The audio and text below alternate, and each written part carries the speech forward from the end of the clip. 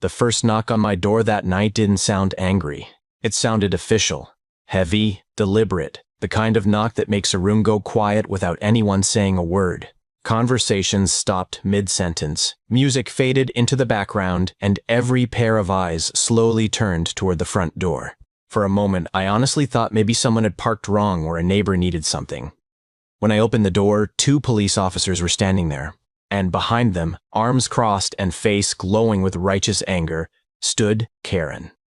Before I could even ask what was going on, she pointed directly at me as she had just caught a criminal in the act. "You need to arrest him," she said loudly. "He's hosting an illegal gathering and refused to invite the HOA president." The officers glanced at each other. One of them raised an eyebrow. Inside my house, a dozen confused birthday guests stood holding paper plates and half-eaten cake. Outside, Karen looked absolutely convinced she had just uncovered the crime of the century. And that was the moment I realized my quiet birthday party had somehow turned into a police matter. If you've never lived in a neighborhood with a homeowners association, it's hard to explain just how much power one person can pretend to have. When I first moved in, the streets looked peaceful, enough quiet lawns, identical mailboxes, the usual suburban calm. But it didn't take long before one name started coming up in every conversation, usually spoken a little quieter than normal. Karen. Karen was the HOA president, and she treated that title less like a volunteer role and more like a badge of authority. Every morning, she walked the neighborhood with a clipboard tucked under her arm, scanning houses the way a security guard scans for intruders. A trash can left out too long could earn you a warning. Grass slightly uneven might bring a fine. Curtains the wrong color somehow became a community aesthetic violation. People learned quickly that arguing with her only made things worse. She seemed to thrive on the attention, the confrontation, the feeling that she alone was keeping the neighborhood in line. Most neighbors kept their heads down, paid whatever ridiculous fines appeared in their mailbox, and hoped she'd move on to someone else. I decided early on that I wouldn't give her the reaction she wanted. For months, I stayed quiet, followed the rules, and avoided unnecessary conversations. From the outside, it probably looked like I was just another neighbor trying to stay out of trouble. But the truth was simpler. I was learning exactly who Karen was and how far she'd eventually push things. After months of watching Karen patrol the neighborhood like a self-appointed sheriff, I eventually reached a point where I just stopped thinking about her. Life moved on. Work got busy, routines settled in, and before I realized it, my birthday was coming up.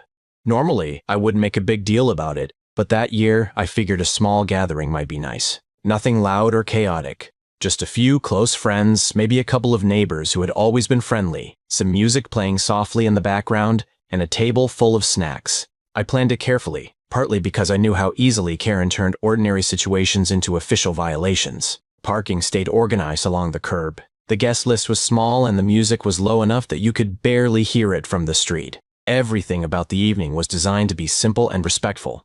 As a courtesy, I even sent a quick message to the HOA board mentioning the gathering. I didn't need permission, but I figured transparency would prevent unnecessary drama. Karen responded almost immediately. According to her, hosting a party required several community protection fees, plus special approval paperwork that conveniently didn't seem to exist anywhere in the official rules. She also informed me that as HOA president, she would need to attend to monitor compliance. Reading that message made something very clear. This wasn't about rules. Karen just wanted control. So instead of arguing, I simply made one quiet decision. Karen wasn't invited. The evening of my birthday arrived quietly, almost suspiciously calm. One by one, friends started showing up with small gifts, containers of food, and the kind of relaxed smiles that make a house feel full without needing loud music or decorations.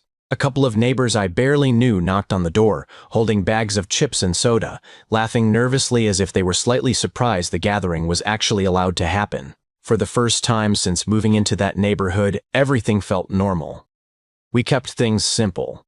Music played softly in the background while people talked in small groups around the living room. Someone started telling a ridiculous work story that had half the room laughing. Another guest was carefully balancing candles on a cake that looked slightly lopsided but perfect anyway. It was the kind of easy, ordinary moment people rarely appreciate until something interrupts it.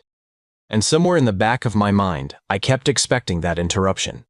Karen had been too quiet. A few times I noticed movement outside the front window. Nothing obvious, just shadows passing by or a car slowing slightly before continuing down the street. Maybe it was nothing. Maybe I was imagining things after months of dealing with her constant surveillance. Then it happened. A sudden, violent pounding exploded against the front door, loud enough to shake the frame. The room went silent. Everyone looked at me. Before I even reached the handle, a voice from the other side was already shouting, "Karen." I opened the door just enough to see her face, already flushed with anger and satisfaction, like she'd been waiting all evening for this moment. Karen stood there gripping her clipboard so tightly it looked like she might snap it in half. Before I could say a word, she launched straight into accusations, her voice loud enough for everyone inside to hear. "This gathering is illegal," she announced, pointing past me toward the living room. "You're violating HOA rules, noise ordinances, and community guidelines." I glanced back at the room behind me. People were standing quietly, some still holding drinks, the music barely audible from the speaker in the corner. If anything, the house looked calmer now than it had 10 minutes earlier. I tried explaining that it was a small birthday party and that everything was under control, but Karen clearly wasn't interested in explanations. She cut me off mid-sentence, waving her phone in the air as she had already solved the case. "I've already called the police," she said. And sure enough, a few minutes later, the flashing lights of a patrol car appeared at the end of the street. When the officers stepped onto the porch, Karen immediately took charge of the conversation, speaking quickly and dramatically about illegal gatherings, violations, and my supposed refusal to follow community authority. The officers listened politely at first, nodding occasionally, but their expressions slowly shifted from concern to quiet confusion. Inside the house, guests stood awkwardly while one officer asked me a few simple questions about the party. Everything was calm, quiet, and clearly under control. Karen didn't like that. The calmer the officers remained, the louder she became. For a moment, it looked like the situation might simply end with an awkward conversation and the officers leaving. One of them stepped back onto the porch, scanning the quiet street as if confirming there was no real disturbance. Inside the house, people were beginning to relax again. But Karen wasn't finished. Something in her expression changed, the tight smile collapsing into something sharper and more desperate. She pointed toward the decorations along the porch railing like they were pieces of evidence in a crime scene. "This is exactly what I was talking about," she snapped. Before anyone could react, she stormed past the officers and kicked one of the large planters sitting beside the steps. It tipped over instantly, soil spilling across the porch boards. A few guests gasped from the doorway while someone behind me muttered, "Is she serious right now?"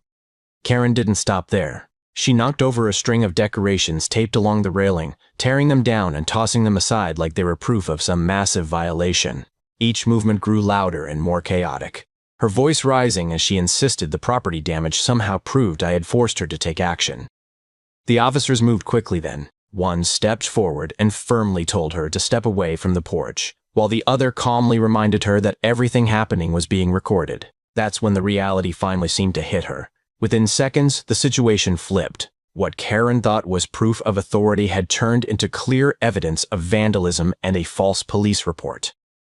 The officers exchanged a glance before guiding her away from the porch, down the street. Curious neighbors had already begun gathering. Several phones raised as the flashing lights painted the sidewalk red and blue. Karen's voice echoed through the night as they placed her in handcuffs, still shouting that the entire neighborhood would regret this. The aftermath unfolded more quietly than the chaos of that night, but in many ways it was far more satisfying. Over the next few weeks, statements were taken, reports were filed, and the footage from the officers' body cameras filled in every detail Karen had tried to twist. What she claimed was a dangerous situation turned out to be exactly what it looked like from the beginning. A quiet birthday party interrupted by someone who simply couldn't accept not being in control. When the case finally reached court, the evidence spoke for itself.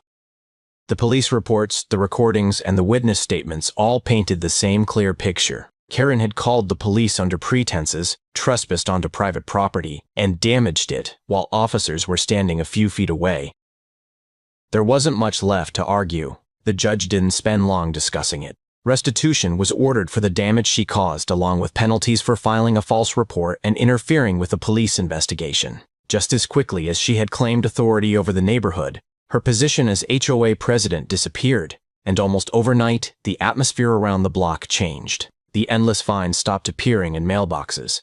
People waved again when they passed each other on the sidewalk. Conversations returned to normal things instead of whispered complaints. As for that birthday, it somehow became neighborhood legend. Not because of the cake or the party itself, but because it was the night everyone finally saw Karen's power trip collapse under its own weight.